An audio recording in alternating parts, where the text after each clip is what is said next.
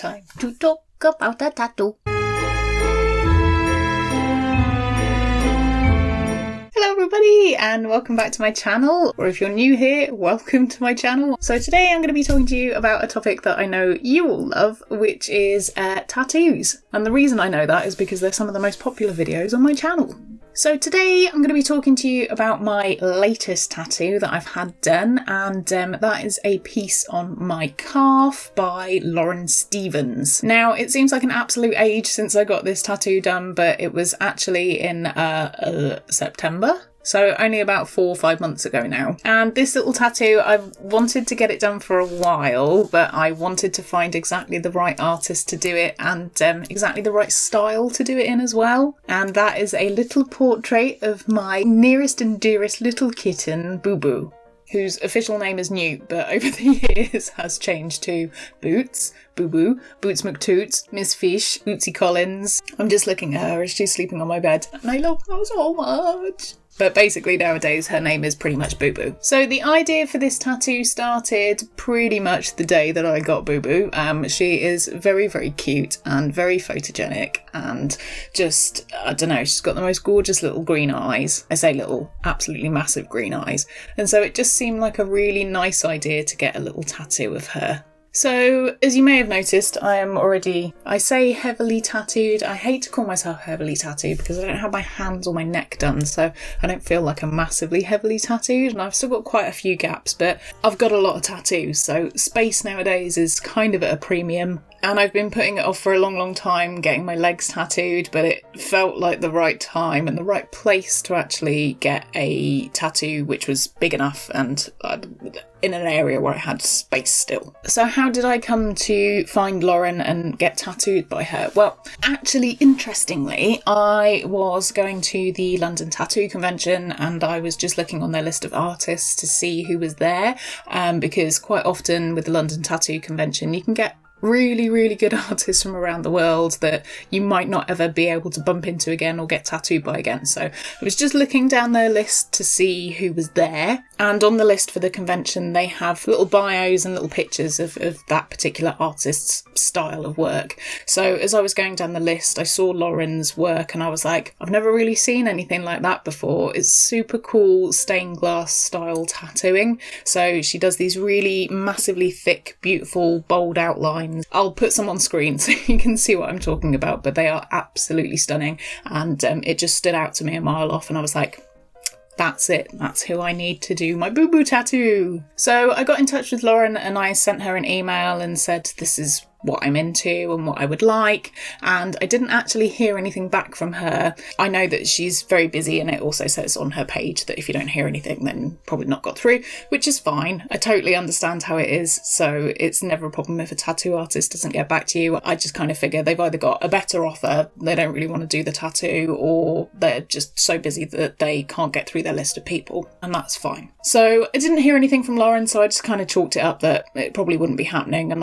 if I wanted to get tattooed by her, I'd probably have to look to go to Sunderland, which is where she's based, to go and get tattooed. But then, about a week before the convention, she emailed me and she said, I was fully booked at the convention, but somebody's just dropped out. Would you like their place? I was like, I will be there.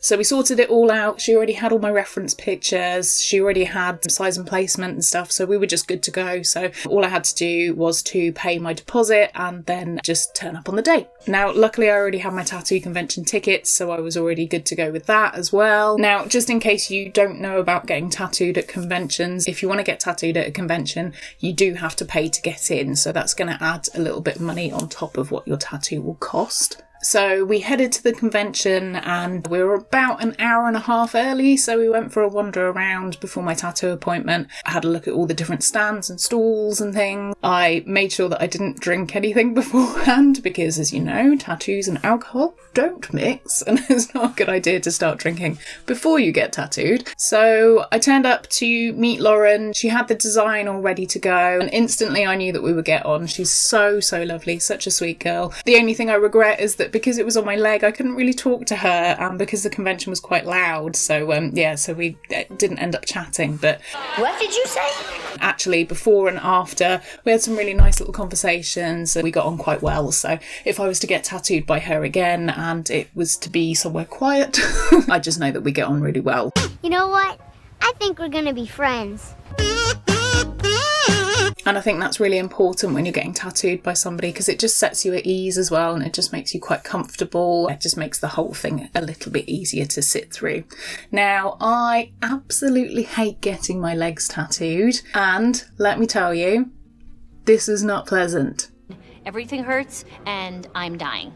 It was probably one of the worst tattooing, not experiences, because Lauren was wonderful, but pain-wise, it was not the one. Absolutely not the one. And I don't know why, but the position and the placement of this tattoo, it's slightly turned in towards the inside of my calf. And Lauren was telling me that there's a ton of nerve endings all down the inside of your calf. And apparently it is one of the worst places to get tattooed. Apparently it's got sort of similar nerve endings to sort of your feet and things. So that will explain why it was incredibly spicy. Spicy. So with this, Lauren put the stencil on. She asked me about any particular colours that I really liked, so I opted for burgundies and golds, as it were, so like ochre kind of yellows. She even went and bought a specific colour for this tattoo, which was very sweet of her, and I really appreciated that too. And then it was time to start. God help us. Now, if you are getting tattooed in a convention setting, I personally find it actually quite easy to get tattooed in a convention setting. You've got lots of things going on, you've got lots of noise, lots of stuff happening around you, so it's quite easy to stay distracted, and plenty of people will walk past and they'll talk to you as well. So it depends what kind of person you are. For me, distractions are always really welcome when I'm getting tattooed, because it just stops my brain going, this really hurts, let's not do this to ourselves, let's stop this now. So if I have distractions that I can focus on, then that's always really, really helpful for me. However, having said that, I was in the process of watching back all the old Big Brothers at the time. Are you on drugs? Are you fucking on drugs? So I just had already downloaded a couple of episodes of Big Brother to sit and watch whilst I was getting tattooed. Now, Lauren was extremely speedy with this. I was expecting it to take a number of hours, maybe 5 hours, and she managed to get it done in 3.5 hours. So that was fantastic, because I was suffering. I was not having a good time. The inside part of my leg, when she was tattooing that, it kept involuntarily tensing up or kicking out.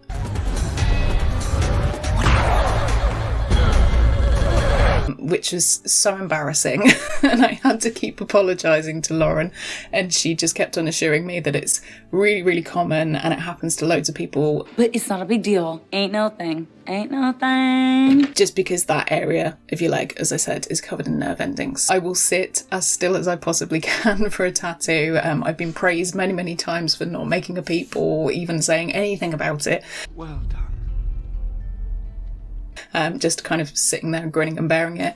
But this one, I really, really was struggling quite a lot. So if you're considering getting your legs tattooed, maybe don't start with your calf to get tattooed first time, particularly that sort of slightly inner part of your calf. Not a good idea.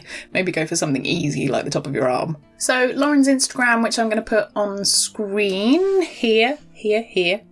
She very sweetly has actually pinned this tattoo to the top, so I think she was very, very pleased to do this one, and I absolutely adore it. It's probably one of my favourites, next door to my sleeve, and by sleeve I mean this one, my War of the Worlds one.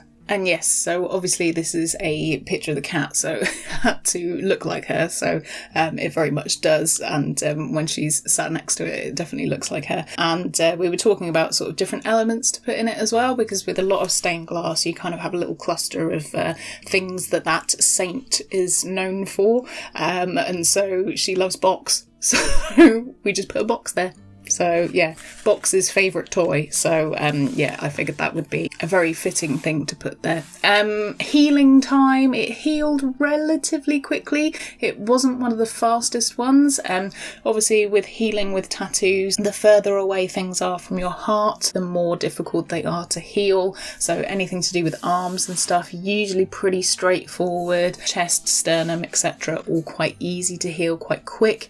Anything on your legs or like down towards towards the bottom of your arms and things might take a little bit longer to heal. So with me, that's pretty standard. My leg tattoos do take a little bit longer to heal. When you're talking about a tattoo being fully healed, it varies from person to person. But for me, I would say probably around about 3 to 4 weeks is when I would call something fully healed. So when I feel confident that it's not going to need dressing, moisturising too much or sorting out on a daily basis, basically. So so I would say usually around about a month for leg tattoos to heal fully and properly and feel like they're just part of your skin again rather than something that's slightly not quite right with your body. So I used Dermalyze to heal this one. I think when I left, I can't remember whether she wrapped it with Dermalyze or just with cling film. I can't remember, it was quite a while ago now. Maybe she did use Dermalyze, but the section of leg that it was on,